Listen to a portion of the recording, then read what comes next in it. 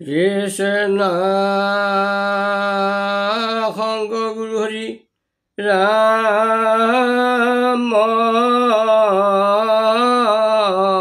ৰাম হৰি ৰাম ৰাম ৰাম হৰি ৰাম। শ্ৰীকৃষ্ণায় নমঃ।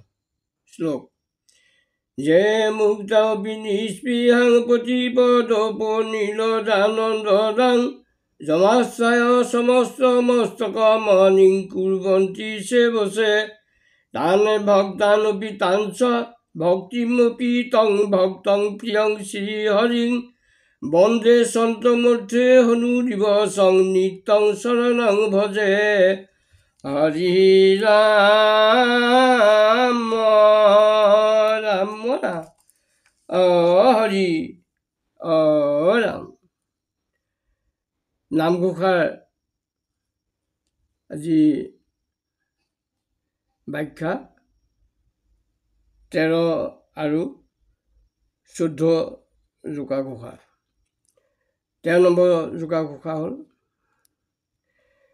সেহি চতুৰ জিতু পুণ্যৰ নিদান ভূত নাৰায়ণ নামক সুমৰে অচতুৰ শিখিয়াতি পাপৰ নিদান ভূত নামে অৰ্থ বাদ যিটো কৰে নামে অৰ্থ বাদ যিটো কৰে।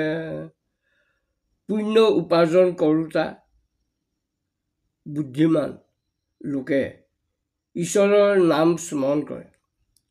পাপ উপাৰ্জন কৰোঁতা লোকে নানা কুতৰ্ক কৰি নামত বিঘিনি আচৰে।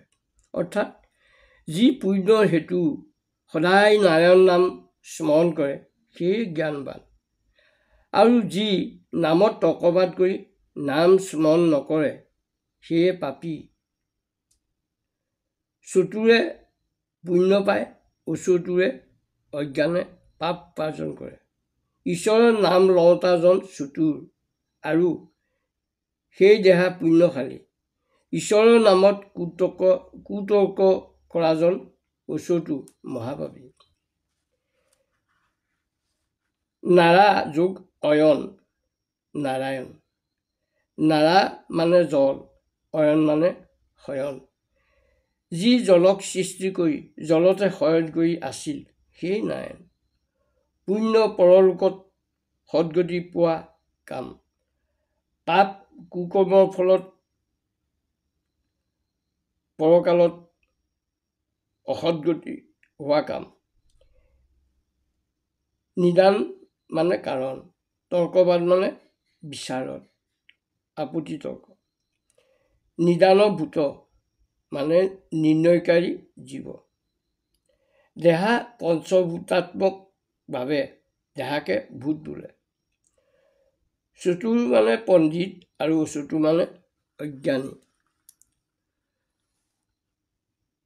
অহুহি লোকে চতুৰা চতুৰে যে পুণ্যস্য পাপস্য নিদান ভূতে উচাৰণা দেৱ মুনিন্দ মুখ্যা নাৰায়ণ সেইতি।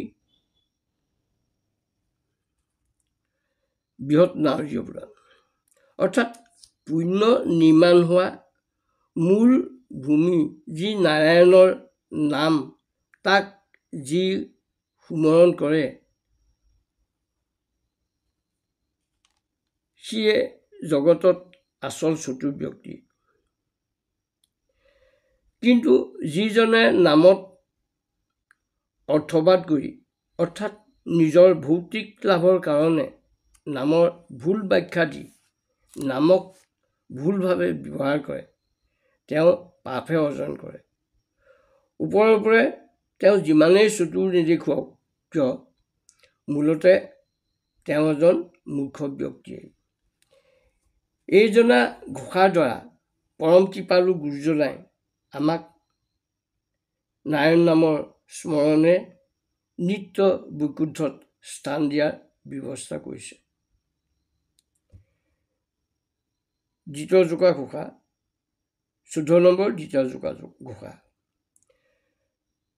মহেশে বুলন্ত মূৰৰ ৰকাৰ আদি নাম শুনি পৰম প্ৰসন্ন হোৱে মন, শুনিও পাৰ্বতী মই মনত শংকৰ উৰঙে, ৰাম বুলি বেক ইটো জন।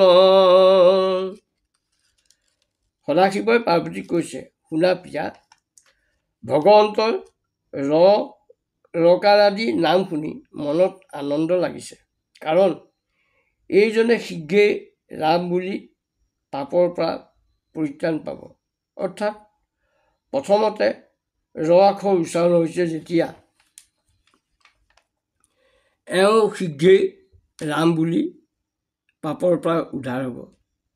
হৰমোহনত গিদ্ধসেন নামে বালকে গৰু ৰাখোঁতে গৰুক ৰ বুলি বোলা শুনি মহেশে পাৰ্বতীক কৈছে, হে প্ৰিয়া, এই বালকে শীঘ্ৰেই ৰাম বুলি নিষ্পাপী হ'ব। সেই বালকৰ মুখে ৰাম বোলা শুনি কৰ্ণ পবিত্ৰ অৰ্থে অপেক্ষা কৰিছিল। এতিয়া এজন সৎপুৰুষ, সৎগুৰু, সৎদেৱতা, মহাবৈষ্ণৱ আছে, তেওঁ ৰ বুলিলেই আনন্দ কৰিবলৈ ধৰি নিজৰ সংগীৰ লগত আলোচনা কৰে, মন খুলি কথা পাতে। আৰু এইজন মহাবৈষ্ণৱ হ'ল শূলপাণি মহাদেৱ মহেশ, যি অমংগল বেশৰ হৈও অতি মংগলময় সদাশিৱ, কাৰণ তেওঁ ৰাম নামৰ প্ৰসাদ লাভ কৰিলে। মহামন্ত্ৰ জুই জগত মহেশো কাশী মুকুতি হেতু উপদেশো। ৰামচৰিত মানস। ৰাম নাম মহামন্ত্ৰ মহেশে জপ কৰে আৰু কাশীৰ নিবাসী মুমুক্ষুজনৰ কাণত ৰাম মন্ত্ৰ দি মুকুতিৰ অধিকাৰী কৰে। মহাবৈষ্ণৱ সদাশিৱ যদিও আশুতোষ, তথাপিতো তেওঁক আকৰ্ষিত কৰিব পৰা শক্তি